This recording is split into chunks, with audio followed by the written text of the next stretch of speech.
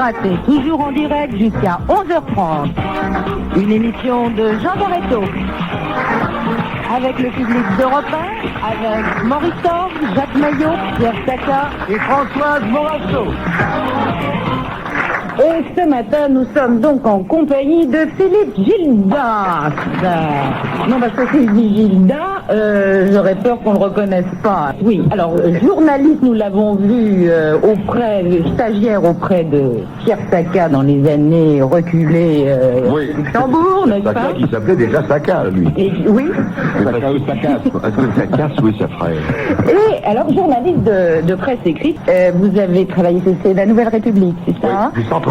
Concours de pêche, j'ai vu, la faisait partie de vos sujets. Non mais faut bien savoir qu'un journaliste, surtout un jeune comme ça dans un journal de province, d'abord il assure les permanences, et puis on faisait tout.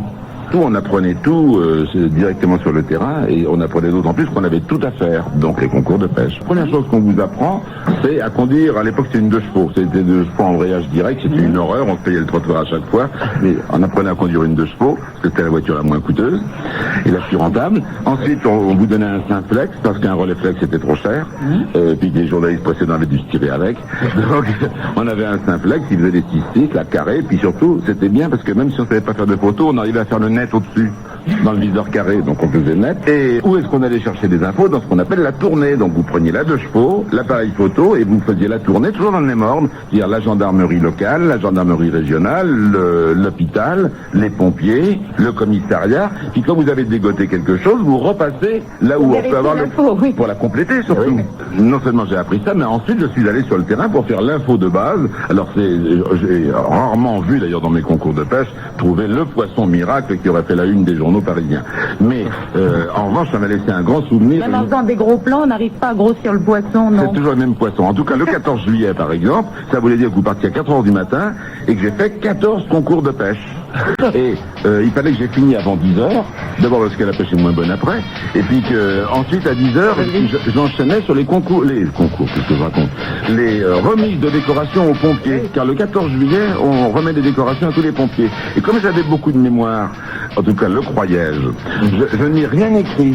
J'ai donc pris des photos de concours de pêche pendant 3 heures, puis ensuite de pompiers pendant 3 heures.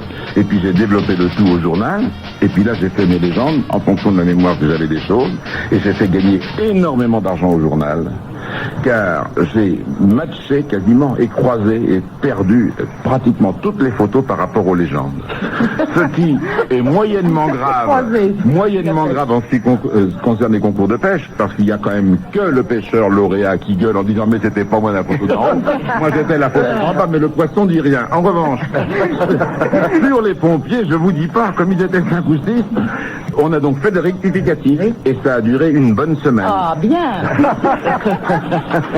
Ce qui veut dire que le lundi, je me suis fait foutre à la porte, puisque j'avais provoqué une masse de récriminations. Le mercredi, il commençait à considérer que j'étais un des meilleurs vendeurs de la place. Et le vendredi, j'avais battu quasiment dans tous les endroits où il y a eu des concours de pêche ou des concours de pompiers, tous les records de vente depuis des années.